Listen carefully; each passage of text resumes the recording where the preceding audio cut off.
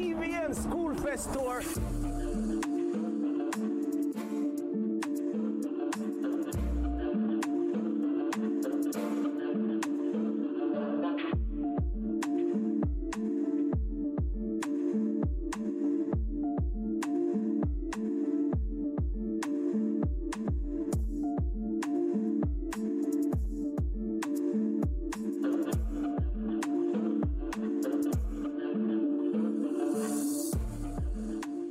Thanks for staying with us. Well, there's no tour like a CVM school tour. The tour continues as we pay special attention to Anti-Gang Week as the crew heads to St. Andrew Technical High. Here to tell us why they've partnered with CVM, we have the Acting Director of Safety and Security in Schools Unit at the Ministry of Education, Skills, Youth and Information, Richard Troop, and Acting Detective Inspector at the National Strategic Anti-Gang Division of the Jamaica Constabulary Force, Michael Jones. Gentlemen, welcome. Good morning, gentlemen. Welcome. How are you? Thank you. We're good. Mr. Troop, how is it going so far?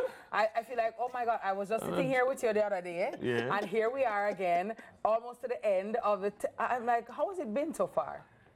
Well, anti-gang, which one? SkoolFest or anti-gang in school? Well, it feels like just the other day we were talking about Anti-Gang Week, Yes. and the comeback is now Anti-Gang Week again. Another year. Yes. Started, it was launched yesterday at the Pembrokeshire Methodist Church. An excellent service. We always start with a church service and end with a church service. The week of activities really committed to provide public education, sensitization to our students in particular about the dangers of gangs, the prevalence of gangs, the impact of gangs, capacity building because we are partnering with CTOC, the Community Safety and Security branch of JCF, to also empower our school personnel, guidance counselors, deans of discipline. This year, SROs will be joining that team in a virtual training session to really equip us with more current information in treating with gangs. On Wednesday, we have a town hall meeting to be hosted at the Mount Alvernia High School. And also before that, can't forget, Wednesday too, we have the SkoolFest, CVM SkoolFest at St. Andrew Technical. Look here, CVM SkoolFest has been doing wonders for our students. Yeah. CVM actually approached the Ministry of Education about this particular partnership. For CVM, you really wanted to create an opportunity where you are sharing positive messages, positive happenings in our schools. And so we're going to be at St. Andrew Technical High School this Wednesday with the CVM school tour, again focusing on the whole issue of anti-gang. Thursday, big day again, police. Schools across Jamaica. Absolutely. Motivational session for students. We're going to pick up because we have a lot more to talk about on this topic. We don't want to rush it. So we're going to take a quick break, have the news, and then we'll be right back. We'll pick things up when we return. TK's on standby with the news. We're not drifting at all from CVM, not time, not all. You're just drifting over here on a Monday morning, on a Tuesday morning, Wednesday, Thursday, and a Friday morning. I must admit. Thursday morning. Welcome back to my CVM Sunrisers, and to all of you, if it's your first time tuning in, welcome. Thank you. Welcome to the family. And we're still here with Acting Director of Safety and Security in the Schools Unit at the Ministry of Education, Skills and Youth and Information, Mr. Richard Troop, and Acting Detective Inspector at the National Strategic Anti-Gang Division of the Jamaica Constabulary Force, Mr. Michael Jones. We're talking about the Anti-Gang Week, and we're talking about CVM SkoolFest as well. So let me go to Mr. Jones. When it comes to Anti-Gang Week, Mr. Troop has told us that, you know, you have a full line out of a week of activities. Regarding the impact, because a lot of people will be watching and say, but Mr. Jones, when we look, sir, how effective is Anti-Gang Week in terms of, you know, dissuading our youngsters to join gangs? All right, we have to look at it in perspective.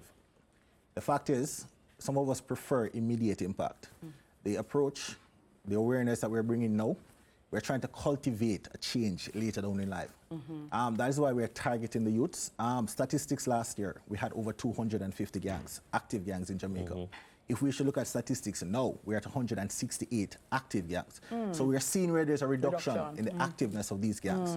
What we're trying to do is that moving forward in the future, we're trying to create the environment that we plant a seed now, and later we will realize that 168 may turn to 100, it may turn to 50. We take it in small strides, and the more vulnerable persons are our children, and we're trying to target them in order to achieve the change that we want, the sustained change that we want for the future. I know we're talking about Anti-Gang Week in terms of being in schools, but can you give me 3, things that parents can do, to encourage your children not to get into gangs? All right, this is a rather touchy thing, and why I say it's touchy, because most of us parents know we're actively working, so we don't pay attention to our children. Yeah. And because of this, our children are more vulnerable to the external elements. So as parents, it's important to supervise your children. Yeah. Supervision comes in many forms.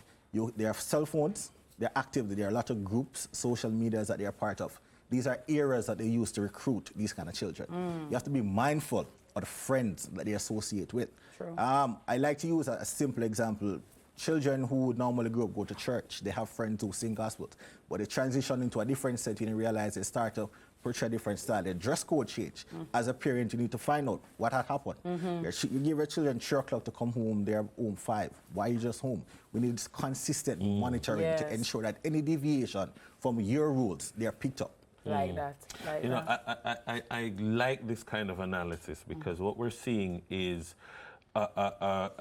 a laser focus on preventing the children from being captured into gangs. That's because correct, what happens is that gangs are looking for unattached, vulnerable youths to give them a sense of purpose and belonging. And some of the times it's this lack of purpose or lack of belonging, lack of social attachment. Pick them now go Sunday school, now go church, now go the youth children club. are raising themselves, Dennis, and they're that's just a problem. out there rudderless, and gangs give them a sense of collection that everybody wants. And by the way, it's for boys and girls. Yes. Because girls also are susceptible to being recruited by gangs. Absolutely, absolutely. One other thing I want to highlight is that back when I was growing up, and I'm not that old, when I was growing up, it was the community that raised a child mentality, and that we can accept openly that no, that is a thing of the past. Because we as parents, sometimes we set the wrong precedent to don't allow community members to impact our children. Yes. No, what we have to find a way to fit that gap that has been missing. Because remember, we are not seeing the children every day, so community used to assist in that regard. Now that we have taken that from them, we have to find creative ways to bridge that gap. Now, one of the ways that we want these initiatives is an attempt to bridge that gap. So through the Ministry of Education, in partnership with the JCF, we try to go into the schools. We try to bring parents on board, teachers, let them be aware of what is happening. Because gang life, violence generally seems attractive, and it is personified, modified by different mediums. So it seems attractive to them. We have to counter the attractiveness that's associated with that kind of lifestyle. Mr. Troop, talk to us about, Mr. Jones mentioned parents' education, and the well-being of our children is a partnership between teacher, parent, and student. You're going to St. Andrew Technical High School on Wednesday. How can parents and the general public be a part of this kind of initiative? Coming back to the issue of parents and what can parents do, I think a big part of our problem is that we have not been instilling the kind of values in our children. So we have to come back to the importance of the value of integrity, of honesty, of responsibility, of justice, to ensure that we are laying the foundation for our children to make better choices. It is the absence of that kind of value system that would have also caused them to be gravitating to. Again, as a ministry, why this is so important to us, because we know schools that are located within or serving very volatile spaces are extremely vulnerable to gang-like behavior among our children being very evident. And so the intention is, to ensure that we're giving targeted support to medium and high-risk students in particular, to provide that level of buffer for them. Repurpose, and that's why we're big on our character education program. Training, and that's why our HFLE teachers starting today, for the entire week, we'll be focusing on 3 lessons around gangs that are in the HFLE curriculum to ensure that we're giving that kind of consolidated, targeted focus on this issue. Our partnership is super important. We cannot do this alone as a Ministry of Education. It's very strategic, our alliance with CTAC, Community Safety and Security Branch, the Ministry of Justice, because look here, it's all of us together. Definitely. As a ministry, we also see the data on crime. Right. A lot of our children are victims and perpetrators of some of the most violent crimes. And so what is it that we need to do as a ministry? The crime problem, the gang problem in this country is not just a law enforcement issue. Ministry of Education has a critical role to play, and we're stepping up to that plate. And we will always, as a key stakeholder, the mass media, we will always play our part in facilitating the conversations that you need to win. Thank you. So thank you very much. Thank Our you guests so much. have been Richard Troop, the Acting Director of Safety and Security in Schools Unit at the Ministry of Education, Skills, Youth and Information. We also have Michael Jones, Acting Detective Inspector at the National Strategic Anti-Gang Division of the Jamaica Constabulary Force. Yo, the two man just act up. Them need to stop act and get the job. Look how the man look good in a khaki. Right up.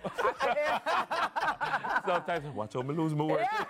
I'm like, oh my God, I ain't getting involved. I'm a civilian. I have nothing to say. I'm just saying. I don't ask for them a look. Them a act. Nah. Sure. It's now time to take a break. Sunrise continues after this. Attention.